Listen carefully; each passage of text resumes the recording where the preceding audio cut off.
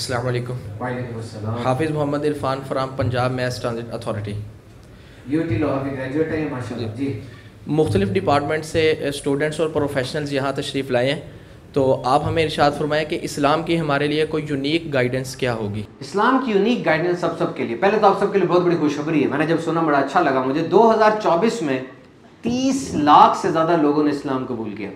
2024 में 400% मुसलमानों की तादाद में इजाफा हुआ और कुरान की सेल्स वो 900% बढ़ी हैं। इस्लाम बढ़ रहा है।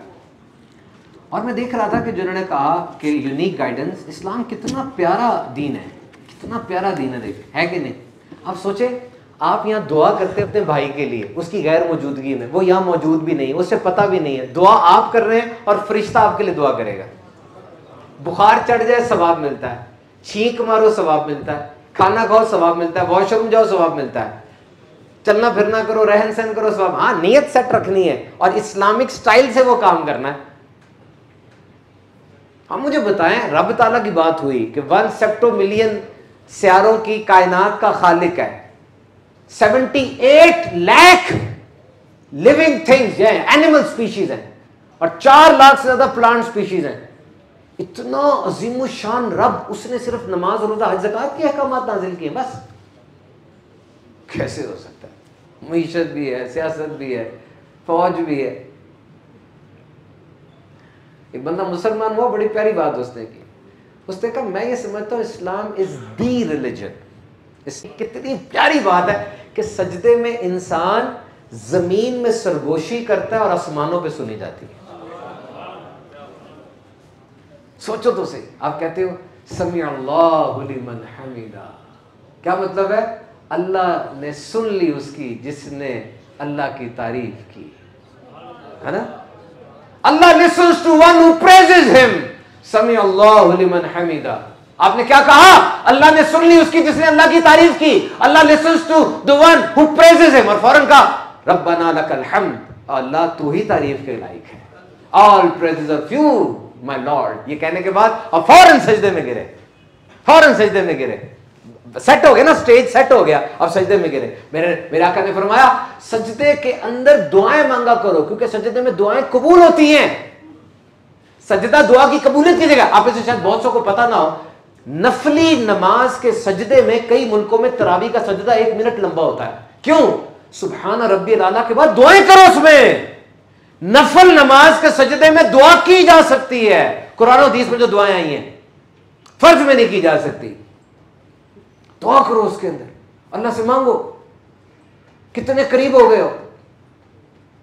सजदे में 2 काम हो रहे होते हैं ना, सबसे आला हिस्सा मुंह वो जमीन पे है और जबान पे अल्लाह का जिक्र जारी है, तो 2 सजदे हैं। इतना प्यारा दीन है। और देखो किसी ने कितनी प्यारी बात की। सूरह इखलास पढ़ी है ना, क्या सूरत है? शुरू से शुरू करो। पूरी सूरत के अंदर इखलास का नाम भी नहीं है, इखलास लफ्ज नहीं है, लेकिन उसका नाम सूरह इखलास है। क्या है इसके अंदर? कुल हुवल्लाहु अहद, अल्लाह एक है, अल्लाह बेनियाज है, ना वो किसी से पैदा हुआ ना उसने किसी को पैदा किया। तौहीद का जिक्र है, इखलास का जिक्र भी नहीं है, लेकिन नाम इखलास है। क्यों?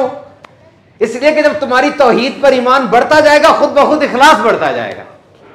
इखलास कहते हैं किसे? तौहीद के कमाल को।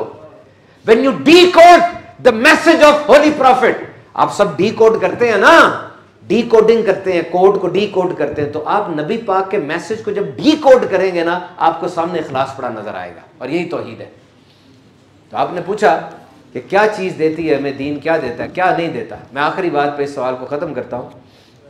रिमेंबर, जब भी मैं आपसे लाइफ पर्पस का पूछता हूं ना कि मुझे लाइफ पर्पस बताओ, आप मटेरियल चीजों का बताते हैं, रोटी, बंगला, मकान, डिग्री। नहीं, मुझे आप ये बताएं, जब भी मैं आपसे लाइफ पर्पस का पूछूं, आपने हमेशा मुझे ये बताना है कि आज के दिन में कौन से इमोशंस को मैनेज करूंगा, आज के दिन में किन इमोशंस को कहां पे रखूंगा, ये याद रखना।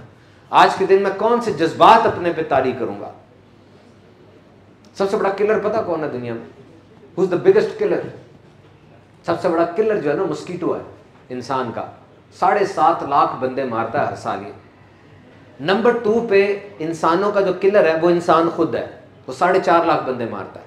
नंबर 3 पे स्नेक है जो इतने बंदे मारता है।